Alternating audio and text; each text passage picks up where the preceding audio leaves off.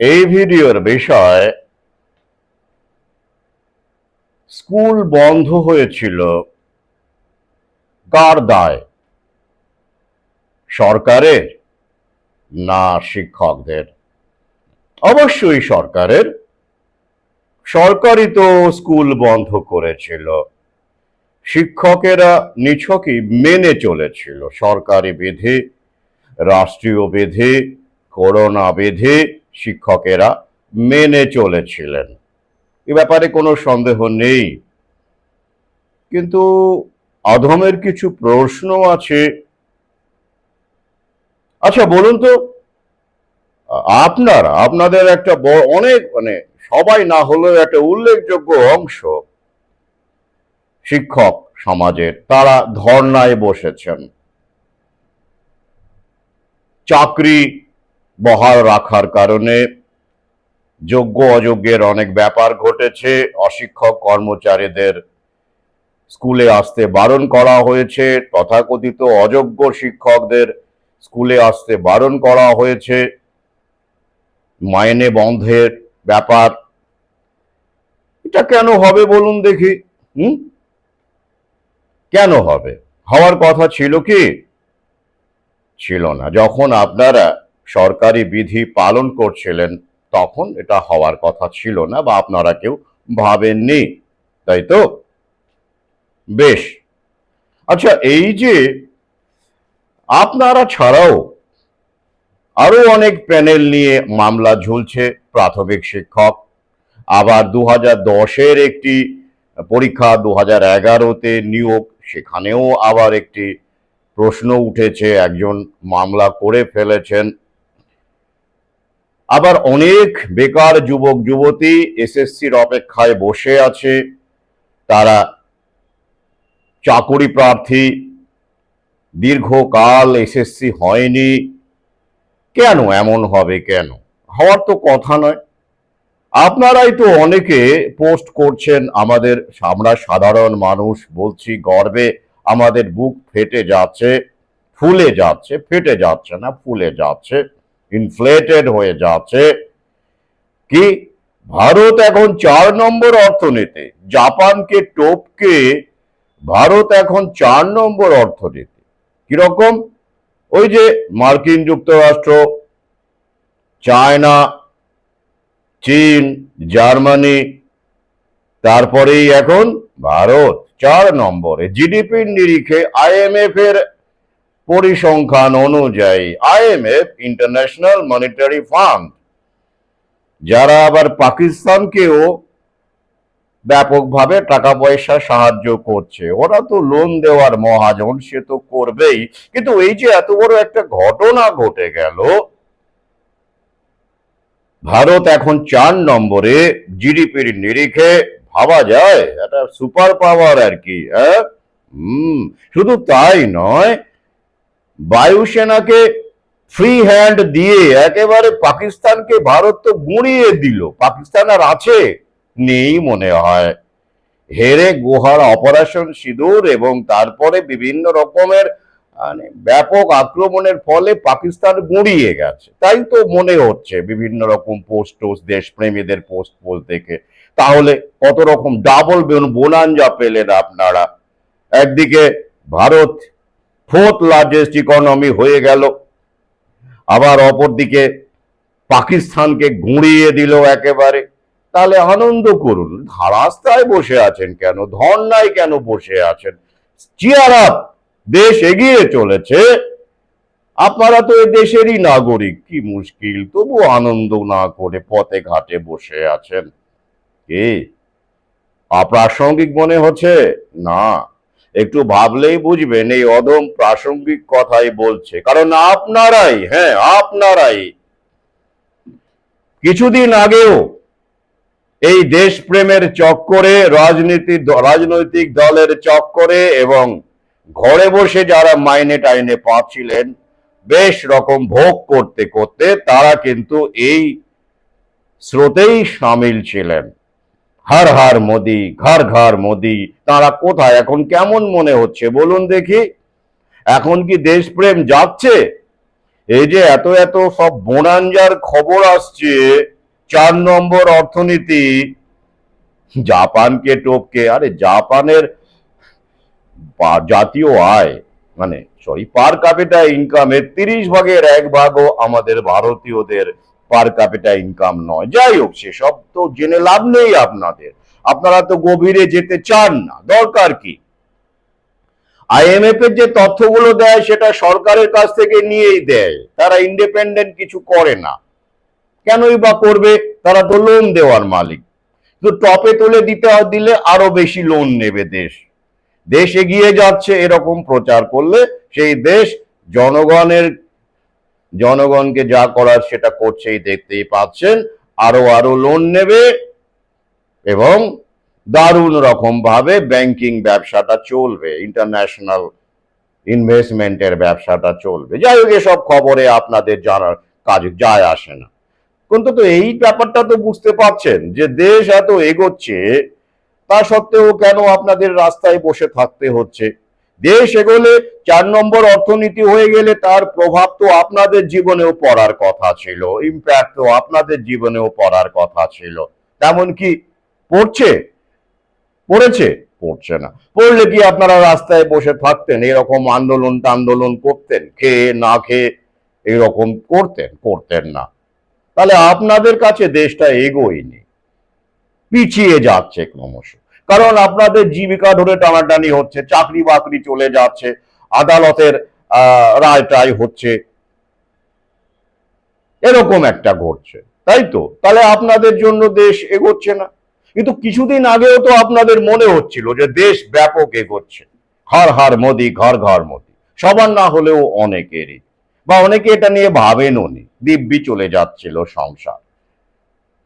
কিন্তু অধমের সহযোদ্ধাদের বহু আগে থেকেই এটা মনে হচ্ছিল, তাই তারা ভোগের সমুদ্রে গা না ভাসিয়ে ভাবনাকে হাতিয়ার করে ব্যাপারগুলো বোঝার চেষ্টা করছিল। এখনো করছি আমরা। তাই আগাম সতর্ক করে দিয়েছিলাম সরকারি কর্মচারী, স্কুল শিক্ষকদের, যে ভোগের সমুদ্রে গা না ভাসিয়ে বা ভোগের সমুদ্রে থেকেও পাঁকে থেকে পাঁকাল মাছের মতো অন্তত ভাবনার অনুশীলনটা করুন। ভোগের একটা অদ্ভুত ধর্ম আছে, জানেন তো? কি ধর্ম? ভোগ ভাবনাকে গ্রাস করে, ভাবনার দরজাটা বন্ধ করে দেয়। হ্যাঁ, সংবেদনশীলতা, সমাজকে নিয়ে ভাবা, আশপাশে কি ঘটছে ভাবা, সেই ব্যাপারগুলোকে বন্ধ করে দেয়।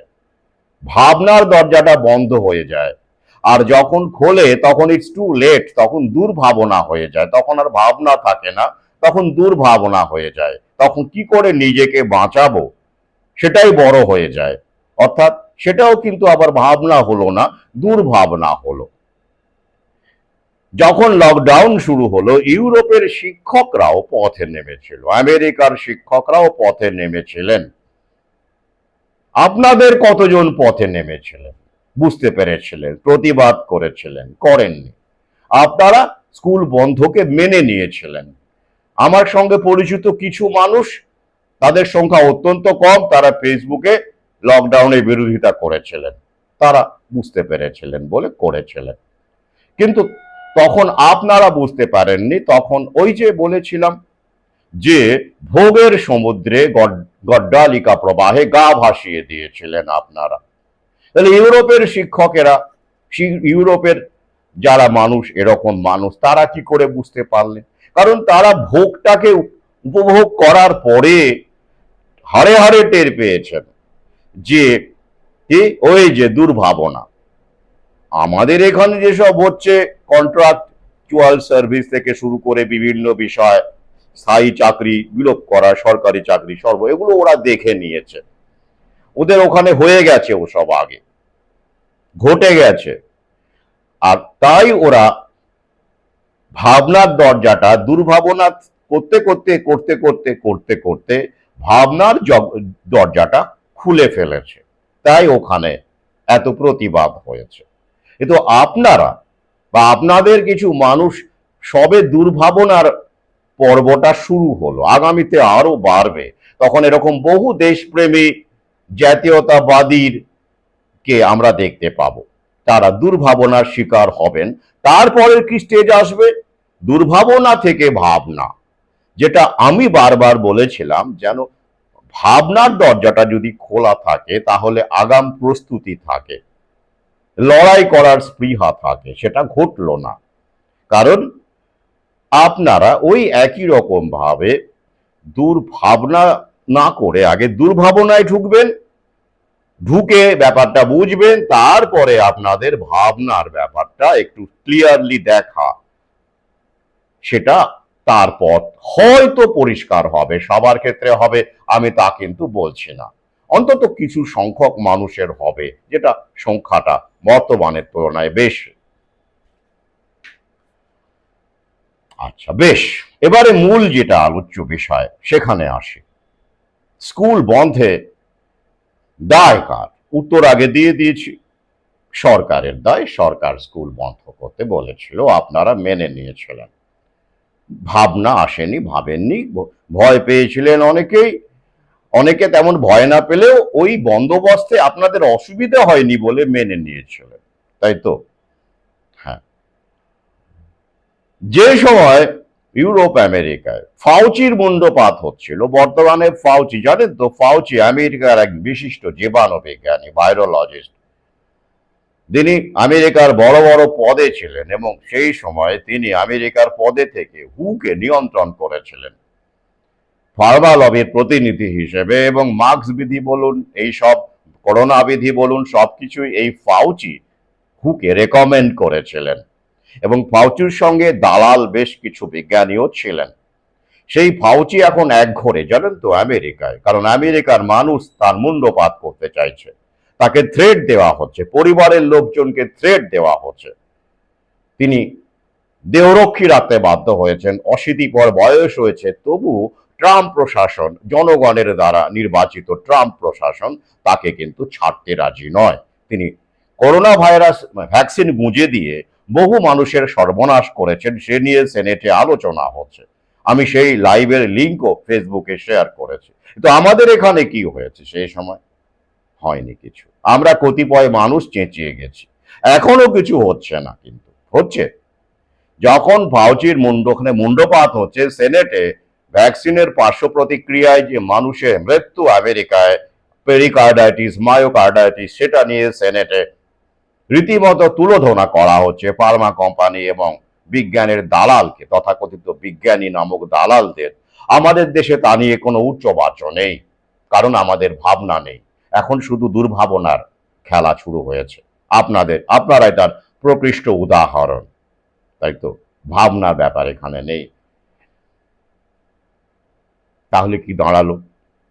তাহলে দাঁড়ালো এটাই, খুব সংক্ষেপে, যে স্কুল বন্ধ আপনারা মেনে নিয়েছিলেন। এক কথাই বলবো, কারণ আপনাদের তাতে কোনো সমস্যা হয়নি, ঘরে বসে মাইনে পাচ্ছিলেন, কিছু ব্যতিক্রমী শিক্ষক বাদ দিয়ে। তখন আপনাদের একবারও মনে হয়নি 2 বছর ধরে স্কুলটা কেন বন্ধ রাখা হয়েছে, করোনা আসলে কি, করোনাকে কি কাজে লাগানো হচ্ছে, আপনাদের একবারও মাথায় আসেনি। কারণ ওই যে প্রতি মাসের সময় মতো মাইনে পেয়ে যাচ্ছিলেন। এখন যারা তথাকথিত অযোগ্য বলে প্রমাণিত, মানে প্রমাণ তো কিছু নেই, মানে তথাকথিত ভাবে যাদেরকে এভাবেই আনা হচ্ছে সামনে, এবং যাদের মাইনে বন্ধ হয়ে গেছে, অশিক্ষক কর্মচারী বা অনেকেরই, তারা সেই সময় কোনো না কোনো ভাবে দেশপ্রেমী ছিলেন বা রাজনৈতিক দল প্রেমী ছিলেন। তারা ভাবনার দরজাটা বন্ধ রেখেছিলেন এবং তারা মেনে নিয়েছিলেন যে বাহ, ভালোই হচ্ছে, কি সমস্যা, আমরা তো মাইনেটা পাচ্ছি, বাকি মানুষ মরছে মরুকগে, ছোট দোকান বন্ধ থাক, মরছে মরুকগে, আত্মহত্যা করছে ফুটপাতের ব্যবসায়ী, মরছে মরুকগে, আমরা তো ভালো আছি, তাই তো? ডিভাইড অ্যান্ড রুলের খেলাটা বোঝেন তো? আমি তখন বলেছিলাম সরকারি ক্ষেত্রকে তুলে দিয়ে প্রাইভেটাইজ করার খেলা শুরু হবে, এবং হয়ে গেছে ভেতরে ভেতরে। তার রূপায়ণ আপনারা দেখতে পাচ্ছেন। শিক্ষকদের প্রয়োজন ফুরিয়েছে। সেই একাডেমিক নির্ভর শিক্ষা ব্যবস্থা, একাডেমি নির্ভর শিক্ষা ব্যবস্থার আর দরকার নেই। এসব বহু আগে আমি চেঁচিয়ে চেঁচিয়ে আসছি। তাহলে কি দাঁড়ালো? সেই শিক্ষকরা যারা তখন মেনে নিয়েছিলেন স্কুল বন্ধের ব্যাপারটাকে, অম্লান বদনে মেনে নিয়েছিলেন সরকারি বিধি বলে, সরকারি নির্দেশ বলে, তাহলে তারা কেন এখন আদালতের নির্দেশ মানছেন না? বাতিল চাকরি বাতিল, 26,000 সরি 2016 প্যানেল বাতিল, মিটে যেত, মেনে নিলেন। আদালত বলেছে, সুপ্রিম কোর্ট বলেছে, মেনে নিতেই পারতেন, মানলেন না কেন? ধর্ণা দিচ্ছেন কেন? আন্দোলন করছেন কেন? সরকারই তো, আদালত কি সরকারের প্রতিফলন নয়, সিস্টেমের প্রতিফলন। আদালতের ওপরে কিছু আছে? নেই। তাহলে তখন মেনে নিলেন, এখন মানছেন না কেন বলুন তো? কেন মানছেন না? আপনারা তো রাষ্ট্রকে মেনে চলেন, আপনারা তো ওবিডিয়েন্ট শিক্ষক। সেই সময় দারুণ মেনে নিয়েছেন, বলেছেন অনেকেই শিক্ষা আগে না প্রাণ আগে, তো এবার কেন মানছেন না? উত্তরটা বলবো, এখন একটু অসুবিধে হচ্ছে তাই। কারণ সেই সময় যে সরকারি পলিসি ছিল, রাষ্ট্রীয় পলিসি ছিল, তাতে আপনাদের সুবিধে হয়েছিল, মাইনে টাইনে বন্ধ হয়নি। প্রাইভেট কারে সেই সময় অনেকে স্পেশাল পাস বের করে বেড়াতে বেরিয়েছেন, যখন সেমি আনলক হলো তখনও বেড়াতে বেরিয়েছেন, ভালো মন্দ খেয়েছেন, এনজয় করেছেন। হ্যাঁ, এটাই বাস্তব, ব্যতিক্রম খুবই কম। তো তাহলে তাহলে ব্যাপারটা কি দাঁড়ালো? স্কুল বন্ধ সরকার করেছে অবশ্যই, কিন্তু আপনারা মেনে নিয়েছিলেন। চাকরির প্যানেল ক্যান্সেল, এটা তো রাষ্ট্রই করেছে, সুপ্রিম কোর্ট করেছে, সরকারের ওপরেও সুপ্রিম কোর্ট। তাহলে সেটা কেন আপনি মানলেন না, মানছেন না আপনারা?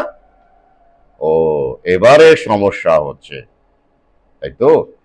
তার মানে যেসব সিদ্ধান্ত আপনাদের সুবিধে করে দেবে, মাইনে টাইনেতে আঘাত করবে না, সুযোগ সুবিধেকে অব্যাহত রাখবে, সেই সব সিদ্ধান্ত অন্য মানুষের, অন্য পেশার মানুষের, অন্য জনতার অন্য অংশের বা বড় অংশের ক্ষতি করলেও আপনাদের কিছু হেলদোল হয় না।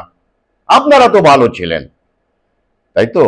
তাহলে এখন যেহেতু এই পলিসিটা, এটাও রাষ্ট্রীয় পলিসি, সুপ্রিম কোর্টকে দিয়ে কার্যকর করানো হচ্ছে, বহুবার বলেছি, আর সুপ্রিম কোর্টের উপরে তো কিছু নেই, আছে কি? তাহলে কেন আপনারা প্রতিবাদে করছেন চাকরি যাবে বললে, আন্দোলন যাবে না কেন যাবে, যোগ্য হয়ে কেন পরীক্ষায় বসবো, এসব কেন বলছেন? কারণ এটা আপনাদের অপছন্দের নীতি হয়ে গেল, তাই তো? তাহলে কি ব্যাপারটা কি দাঁড়ালো?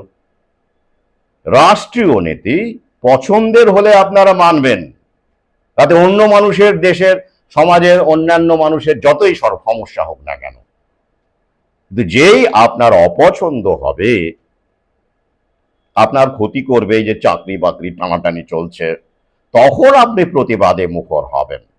এটাই ঘটছে। তাহলে তখন যদি আপনারা প্রতিবাদ করতেন, করোনাটাকে বোঝার চেষ্টা করতেন আসলে কোন খেলা, এবং ভ্যাকসিন গুঁজে দিয়ে জনগণের কত বড় সর্বনাশ করছে, জাতীয়তাবাদের প্রতিমূর্তি আপনাদের হর হর মোদি, ঘর ঘর মোদি থেকে শুরু করে সমস্ত রাজনৈতিক দল যার সঙ্গে যুক্ত, টপ লেভেলের কেউ ভ্যাকসিন বোঝেননি, আমি বারবার করে বলছি, করেননি, নেননি।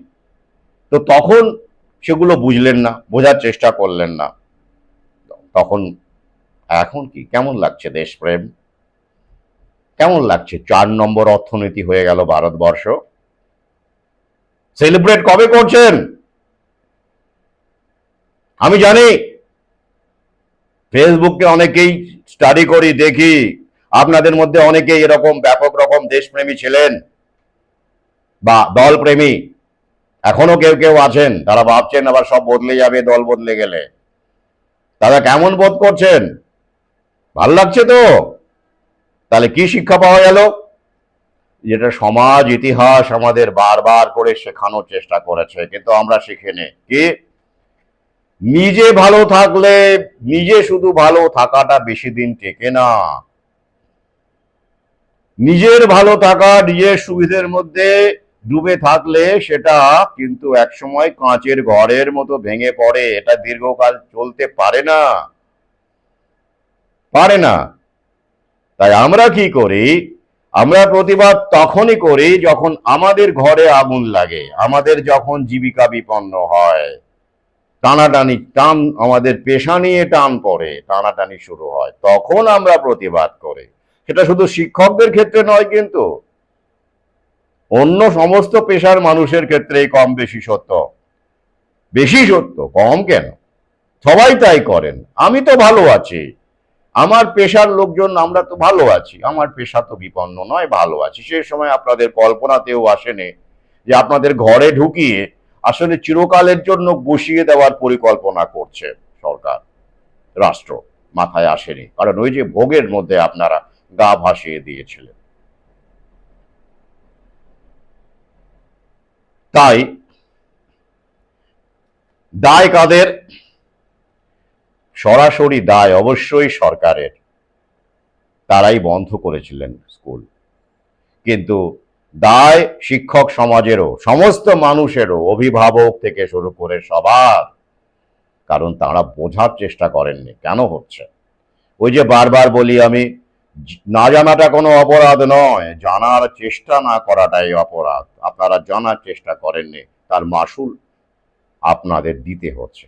শুধু আপনারা নন, আমি আগেই বলেছি, আগামী 2040-এর মধ্যে আমাদের দেশে, শুধু রাজ্যে নয়, ওদের যে টার্গেট, সেটা আপনারা কতটা ঐক্যবদ্ধভাবে প্রতিবাদ করতে পারবেন, কত কেউ কেউই দেখতে পাচ্ছি ঐক্যবদ্ধ হওয়ার সম্ভাবনা নেই। 2040-এর মধ্যে কোনো স্থায়ী পদে সরকারি চাকরি যারা আগেও জয়েন করেছেন তাদেরও থাকবে না। কোনো না কোনো ভাবে কৌশলে, মামলা দিয়ে হোক, স্কুল বন্ধ করে হোক, অবসর গ্রহণ পলিসি, উৎসশ্রী যেমন আছে, অবসরশ্রীর মাধ্যমে হোক। ছাত্র তো থাকবে না আগামীতে, দেখতেই পাচ্ছেন ছাত্র কমতে কমতে কোথায় চলে যাবে, আর বিভিন্ন পলিসির কথা আমি আগেও বলেছি। তাহলে থাকবে শুধু কন্ট্রাকচুয়াল পোস্টের শিক্ষক এবং কনসলিডেটেড মাইনের শিক্ষক। একটা মাইনে তার বাড়ানোর কোনো ব্যাপার থাকবে না।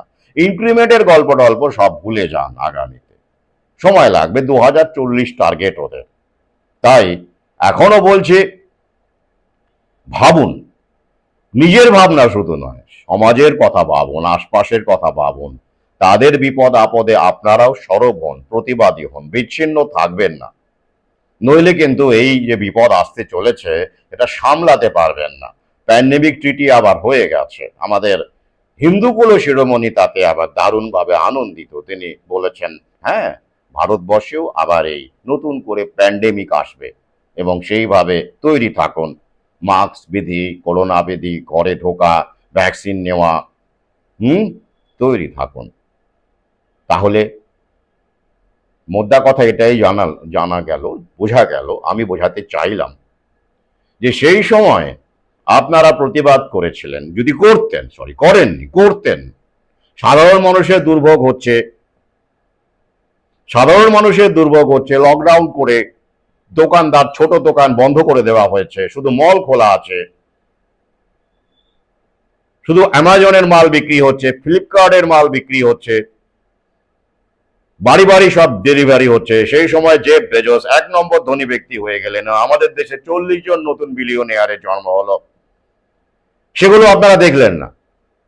সেগুলো দেখে যদি আপনারা বলতেন যে না, আমরা স্কুল বন্ধ মানবো না, লকডাউন মানবো না, যদি বোঝার চেষ্টা করতেন করোনা আসলে কি, ভ্যাকসিনের উদ্দেশ্য কি, প্রতিবাদ করতেন, মানুষের পাশে দাঁড়াতেন, দোকানির পাশে দাঁড়াতেন, আপনারা ওই দলে দলে বেরিয়ে আসতেন, হাজার হাজার। আমরা তো ছিলাম, আমরা তো পথে নেমেছিলাম, কয়েকশো মানুষ, আমরাও সামিল হতাম, বারবার আহ্বান জানিয়েছিলাম। কিছু করতে পারতো, কত পুলিশ আছে, কিন্তু আপনারা বেরোননি। আপনারা ঘরে বসেছিলেন ইঁদুরের মতো, ভয় পেয়ে, অথবা ওই যে আমাদের তো কোনো সমস্যা হচ্ছে না, তার মাসুল এখন আপনাদের দিতে হবে। মহাকালের এটাই লিখন, get ready and be prepared. আমাকে গালমন্দ করে লাভ নেই, আমার সহযোদ্ধা নিয়মিত পাঠকেরা জানেন আমি যা বলেছি সেটাই ঘটে স্বার্থ সামাজিক ক্ষেত্রে, এটা আমার পর্যবেক্ষণ। আর ওই যে যেটা সুপ্রিম কোর্টের রায়ে চাকরি যায়নি, আবার বলছি, ওই রায়, ওটা ভার্ডিক্ট, ওটা ডিগ্রি নয়। ঐক্যবদ্ধ লড়াই হলে কিছু করা যেত না, করতে পারতো না। আপনাদের মধ্যে হাজার সংগঠন তৈরি করে দিয়ে কেউ করে শিক্ষক অশিক্ষক ভাগ করে, সুপ্রিম কোর্টে সব ভাগ করেনি, এগুলো প্ল্যানিং আগে থেকে হয়ে আছে, এবং আপনাদের নেতারা, আপনাদের সংগঠন, আপনারা নিজেও সেখানে সেই ফাঁদে পা দিয়েছেন। যাই হোক, তাহলে এখন কি দেখতে পাচ্ছেন? খুব সিম্পল। আপনাদের এই যে এত শিক্ষক পথে বসে আছেন, যাদের চাকরি গেল বা যাবে, এরকম একটা পরিস্থিতি অনেকেরই গেছে। মাননীয়া বিভিন্ন রকম কথা বলে সামাল দেওয়ার চেষ্টা করছেন অন্য ডিপার্টমেন্টে, অন্য পদে। সামনে আবার ইলেকশন, কিছু তো খেলা বাকি আছেই। সে যাই হোক, মোদ্দা কথা হলো আপনাদের যে দুরবস্থা চলছে, সব মিলিয়ে ডিএ থেকে শুরু করে সবকিছু, সব ক্ষেত্রে নিয়োগ নেই, এসএসসি নেই, পথে বসে থাকতে হচ্ছে আপনাদের প্রতিবাদে। তা নিয়ে সাধারণ মানুষের কোনো হেলদোল দেখেছেন? আপনারা তো শিক্ষক, সাধারণ মানুষের তো বাচ্চা কাচ্চা আপনাদের স্কুল টুলে পড়েছে, এখনো পড়ে। গরিব মানুষ, সাধারণ মানুষ, যাদের প্রাইভেট স্কুলে পড়ানোর ক্ষমতা নেই, তারা এখনো সরকারি স্কুলে যান। তাদের কোনো হেলদোল দেখেছেন আপনাদের দুঃখে আপনাদের পাশে দাঁড়াতে? পথে মিছিলে না যাক, ধর্নায় না যাক, পথে ঘাটে চায়ের দোকানে আপনাদের পক্ষে দুটো কথা বলতে শুনেছেন? শুনবেন না, শুনবেন না। কেন শুনবেন না? ওই দু একজন হয়তো তারাও শিক্ষকেরই আত্মীয় স্বজন হবেন, এরকম বাদ দিয়ে সাধারণ মানুষের কথা বলছি, যাদের ঘরে এরকম কোনো শিক্ষক নেই, তাদের কথা বলছি। কেন শুনবেন না? আপনারাও সেই সময় কোনো ভূমিকা নিতে পারেননি। আপনারাও সেই সময় যখন সাধারণ মানুষের দুর্ভোগ চলছিল, আপনারাও তাদের পাশে দাঁড়াননি। তাহলে তারা কেন আপনাদের পাশে দাঁড়াবে? দাঁড়াবে না। বিচ্ছিন্ন শিক্ষক সমাজ এখন অন্যান্য তথাকথিত আধুনিক মানুষের মতো বিচ্ছিন্ন একটি গোষ্ঠী। যত শিক্ষা তত বিচ্ছিন্নতা। একাডেমিক শিক্ষার কথা বলেছি, প্রকৃত শিক্ষার কথা বলিনি। তাই স্কুল বন্ধে সরাসরি দায় সরকারের, রাষ্ট্রের। প্রত্যক্ষ পরোক্ষ দায় আপনাদের, সেটাও গুরুত্বপূর্ণ। কারণ শিক্ষক সমাজের এগিয়ে থাকা অংশ, চিরকালই সেভাবেই গণ্য করা হয়েছে। আমি তো সেভাবেই গণ্য করেছি। আমি যেসব শিক্ষকদের তখন পেয়েছিলাম, স্কুলের শিক্ষকের কথাই বলছি, অগ্রগণ্য অংশ। তারাই উদয়ন পণ্ডিত, সত্যজিৎ রায়ের মনে পড়ে ফিল্মটার কথা? সূর্য সেন মাস্টারদা অঙ্কের শিক্ষক ছিলেন, মনে পড়ে? এরা ভেবেছিলেন, মানে ভোগে গা ভাসিয়ে দেননি, একটা চলচ্চিত্রের চরিত্র, একটা বাস্তব চরিত্র। তো তাই শিক্ষক সমাজের কাছে আমার প্রত্যাশা ছিল। সেই সময় আমি বহু ভিডিও করেছিলাম, সেটা ঘটেনি। তাহলে এটা যেটা ঘটছে, সেটা তারই একটা চ্যাপ্টার মাত্র, একটা দিক মাত্র। ওটা লকডাউনে যা ঘটেছে, যা কাজ ওরা করেছে, এবার আনলক পিরিয়ডে বাকি কাজগুলো ওরা করে নিচ্ছে। কিছু কাজ লকডাউন করে করতে হয়, কিছু কাজ আনলক করে করতে হয়, তাই তো? হ্যাঁ, একদম এটাই হলো সিস্টেম।